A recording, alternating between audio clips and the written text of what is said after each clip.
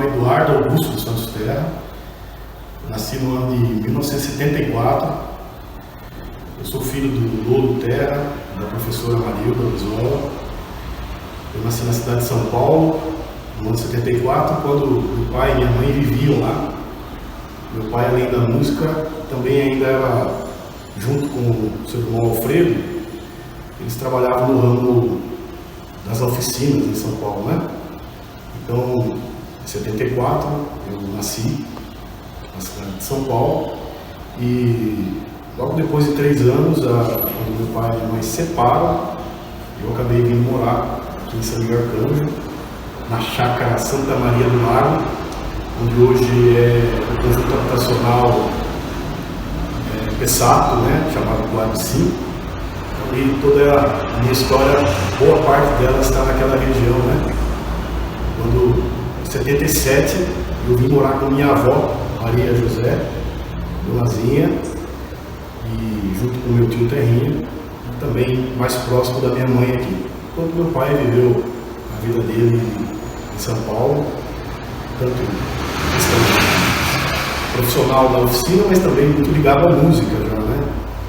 E um dos fatos que talvez nos trazem aqui hoje para poder falar dele, né? Minha família é a família Santos Terra, família das que ajudaram a construir toda essa cidade, né? Sou representante da 3ª geração de Maximina Ubaldina Nogueira Terra. E por lado da minha mãe, eu sou neto do Aparício Brizola Queiroz e da Dona Cida, pessoas que vêm do bairro do Turvo dos Hilários. Meu avô foi um dos primeiros taxistas aqui de São Miguel Arcanjo. Teve uma morte bastante trágica, né, num latrocínio, quando o bandido de 71 acabou levando o jipe que ele tinha e acabou assassinando, né? Então a minha formação da minha família é aqui de São Miguel Arcanjo, né? Eu só nasci em São Paulo, por acaso, meu pai e minha mãe estavam vivendo lá naquele momento, mas a minha raiz é totalmente são-miguelense, né? Com muitos familiares, inclusive até hoje, né? Vivendo por aqui. Minha infância aqui em São Miguel Arcanjo, né? A partir da 77, quando eu vim de São Paulo, vivendo na chácara, né? Naquela região onde já te falei, que hoje é a Coab 5, Francisco Pessato, né? É muito bom dar um nome aos conjuntos habitacionais, né? Para que a gente possa saber onde a gente vive, né? As pessoas gostam muito de falar Coab 1, Coab 2, Coab 3, Coab 5, mas é muito importante, né? Inclusive esse trabalho que você faz ajuda a resgatar toda a história das pessoas que dão nome a esses logradouros públicos, né? Então o conjunto habitacional 5 é Francisco Pessato. Então a minha infância foi ali. A minha infância foi ali, vivendo uma vida onde saíamos da chácara para vir para a escola.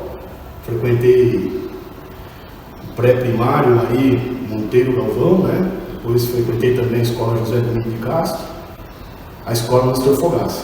Mas a infância está totalmente pautada aqui no município, vivendo momentos assim que a gente se lembra com muita saudade, né? Porque foi muito bom viver aquela época. Que é uma época bastante diferente de hoje, obviamente, mas cada um com o seu contexto, né?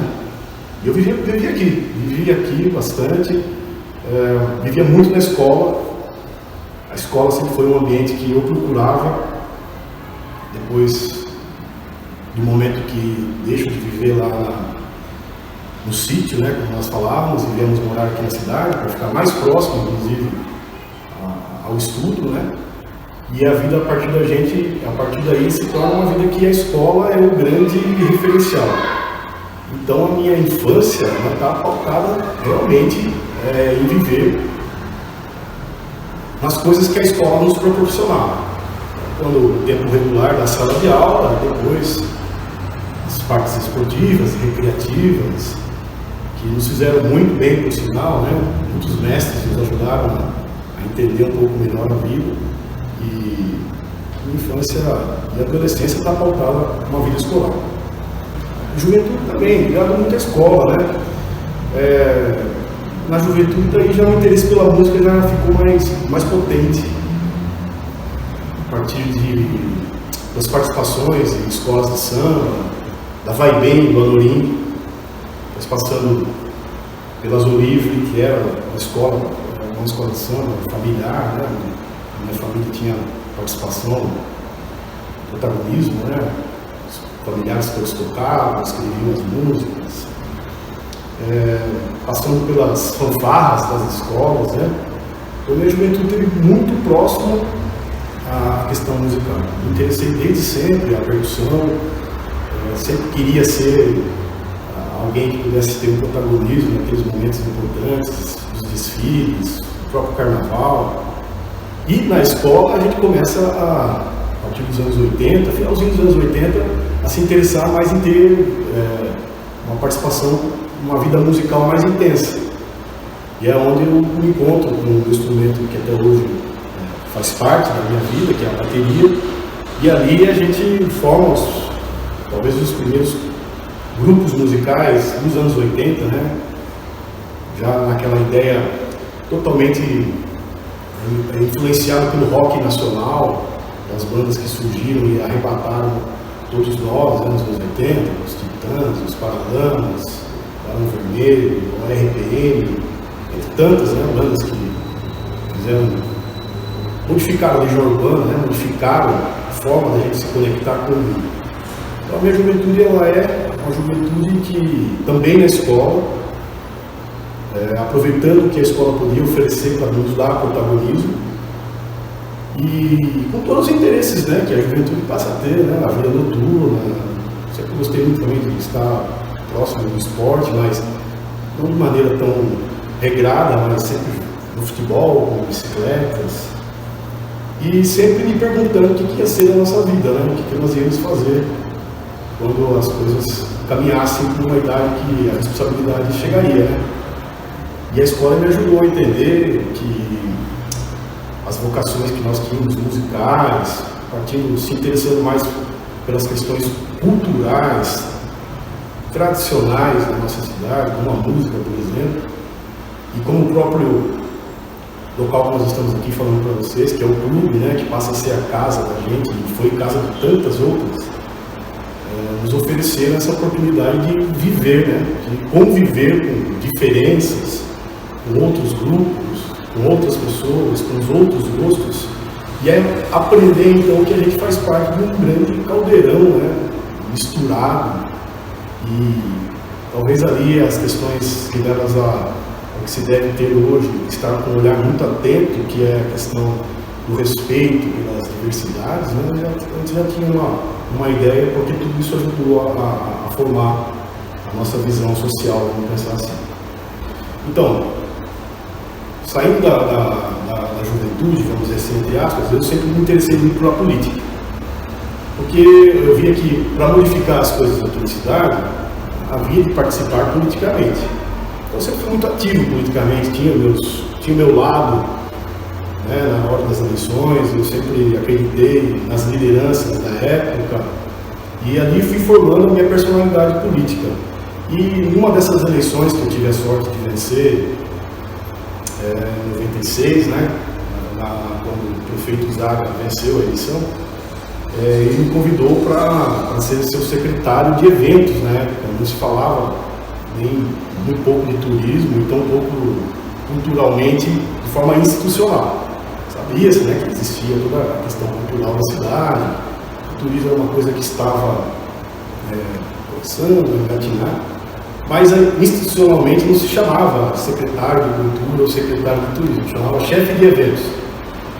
E nessa o Zaga ele me convidou para fazer parte do time da administração, e eu, com 19 anos, eu assumi essa pasta, né, que na época tinha pouquíssimos recursos, né, e a gente conseguiu desenvolver coisas que já eram nossas. Então ninguém inventou nenhuma roda, mas a gente buscou novamente, por exemplo, fazer com que o carnaval naquela época, que estava bem baixa, pudesse ganhar uma posição novamente.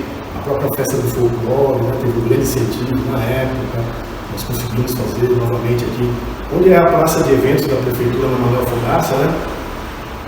Muitos não vão se recordar, e talvez por fotos vão lembrar de um terreno que era praticamente abandonado, a gente voltou a dar vida àquele local.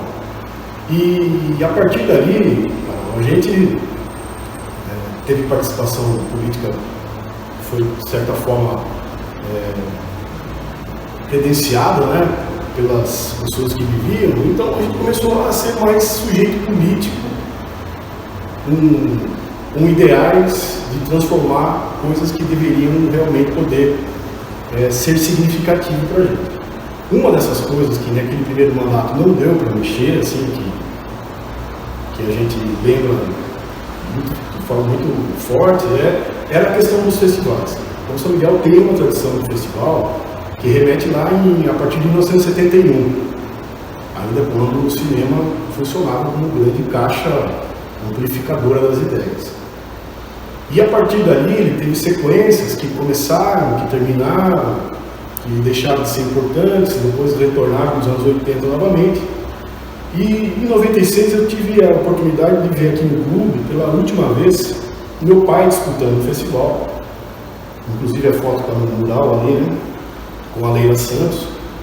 E naquela oportunidade, em 96, ele acabou vencendo junto com a Leila.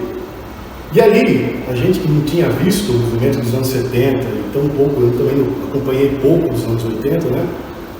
Percebeu que aquilo ali realmente era algo que precisava, de certa forma, retornar, ressurgir e colocar luz novamente numa coisa que sempre foi muito forte para todo São Miguelense. É provável que muitos que estamos vendo aqui no documentário vão se lembrar de noites esplendorosas no cinema, dos festivais que foram feitos, depois de uma época que também foi ao centro comunitário e também houve na casa de shows que era do Nestorzinho, né, o Van Shine, também algumas edições ali importantes. Bom, posto isso, chegando no milênio, né, no segundo milênio, eu voltei a trabalhar na prefeitura novamente com o prefeito José Antônio, aí já com a chancela, né, da Secretaria de Turismo, e acabei disputando uma eleição que me levou a participar mais ativamente dentro do meio político, que foi uma eleição para vereador. Né? Então, em 2004 eu me candidatei. As principais bandeiras que estavam lá naquilo que eu me propunha era falar de cultura, de meio ambiente e de turismo. E do cultura, um dos pontos lá era fazer festival. Em 2005, logo nos primeiros 6 meses de mandato, me lembro como se fosse hoje, eu estava anunciando numa das sessões da Câmara que nós íamos retomar os festivais de São Miguel e que a partir dali aquela sequência de festival que a gente fosse organizar ia dar homenagem ao meu pai, ao Lolo, por toda a sua trajetória musical, né? E já falei também isso em outros documentários, em outras entrevistas, que se o Lolo também não fosse meu pai, eu daria o nome a ele também, porque a pesquisa e tudo que nós conseguimos resgatar dele mostra toda a importância que ele teve nesse segmento festivaleiro, né?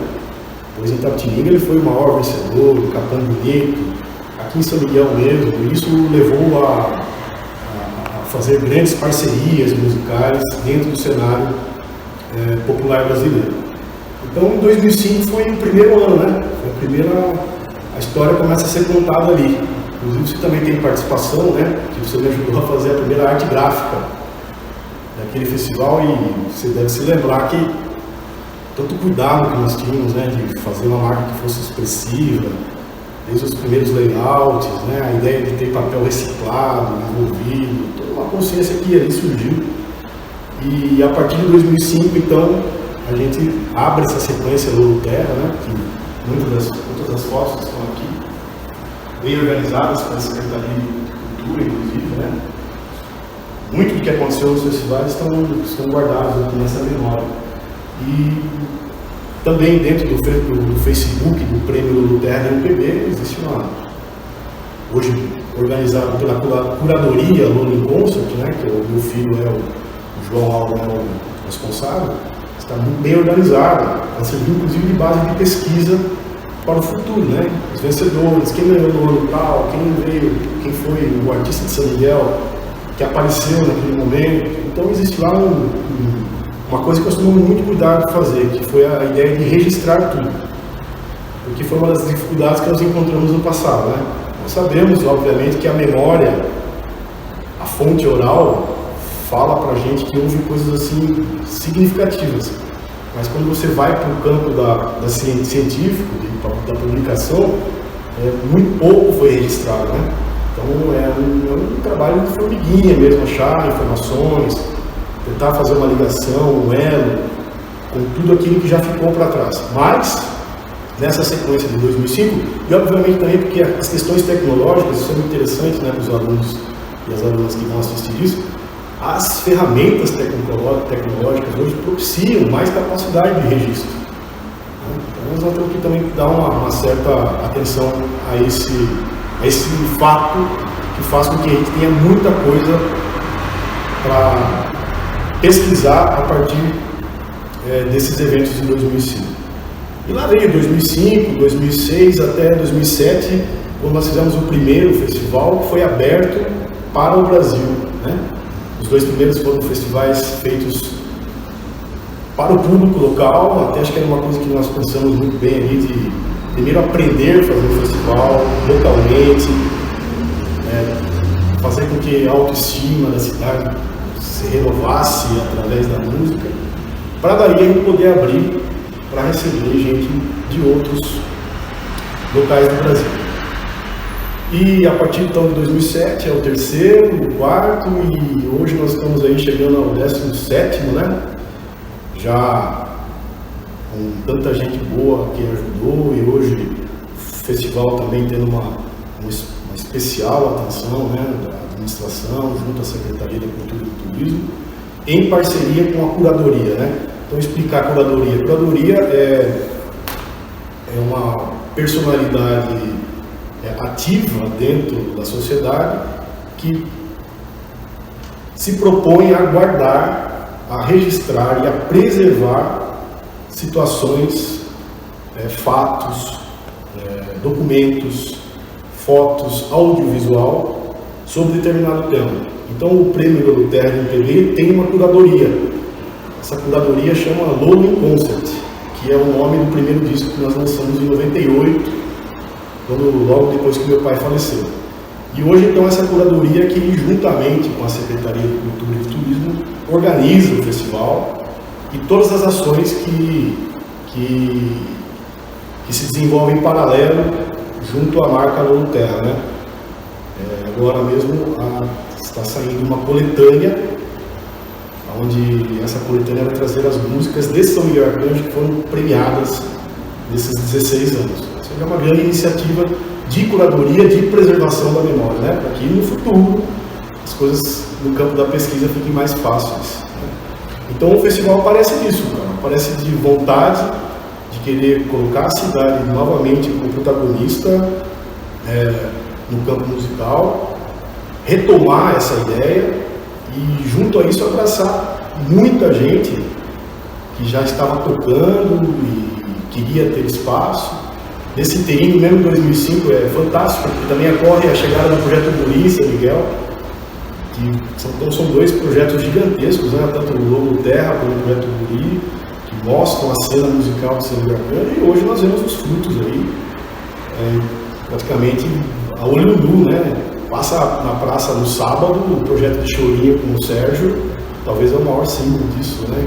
Que crianças tocando música brasileira, com extrema categoria, com dedicação. E acho que o festival então não ficou só nessa ideia, né? Ele ampliou outras possibilidades. E o festival é talvez uma das coisas mais importantes que eu já criei. Quando a gente fala da gente, né, não é aquela coisa minha, né? Foi a necessidade de alguém dar um start. Então todo o processo da minha infância na escola, da minha juventude ligada com música, e depois uma participação política ativa, desembocou nisso. Então talvez a culminância de toda a minha história política e cultural é o festival. Eu sou professor de História, estou em sala de aula completando agora 15 anos.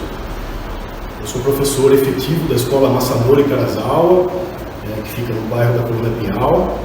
Também hoje sou professor do Colégio Objetivo, né, do Ensino Fundamental 2 e do Ensino Médio. A mensagem que eu tenho que dizer a todos que estão vendo a gente é que, a partir da escola, nós precisamos cada vez mais desempenhar o nosso papel de cidadão, de cidadã.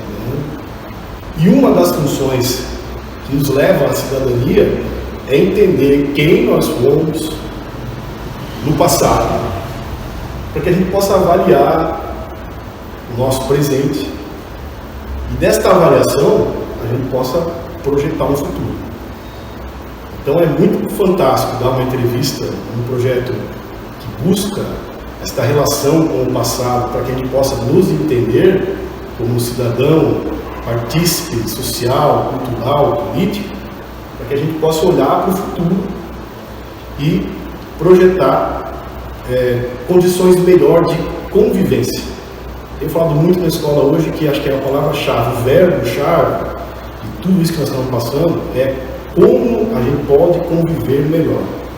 E eu acho que a gente só pode conviver melhor se a gente saber quem a gente é.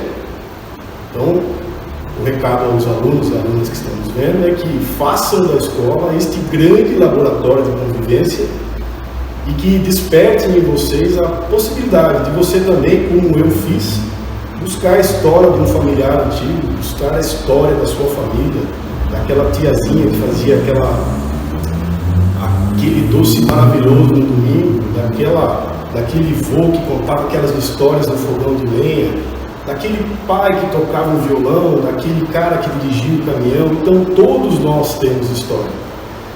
Se você conseguir resgatar um pouquinho dessa história, você já começa a se entender e a convivência, com certeza, para o futuro vai ser muito melhor. Então, aproveite o tempo da escola, aproveite toda essa possibilidade que esses projetos que a Secretaria da Cultura, através dos editais, que é uma coisa importantíssima para o município, né, estão desenvolvendo em conjuntos. Aproveitem todas essas ferramentas para que vocês possam aprender a conviver mais do que já sabem. E lembrando que a história ela precisa ser preservada, ela precisa ser criticada e ela precisa nos dar um caminho que seja melhor para toda a nossa convivência. É isso aí.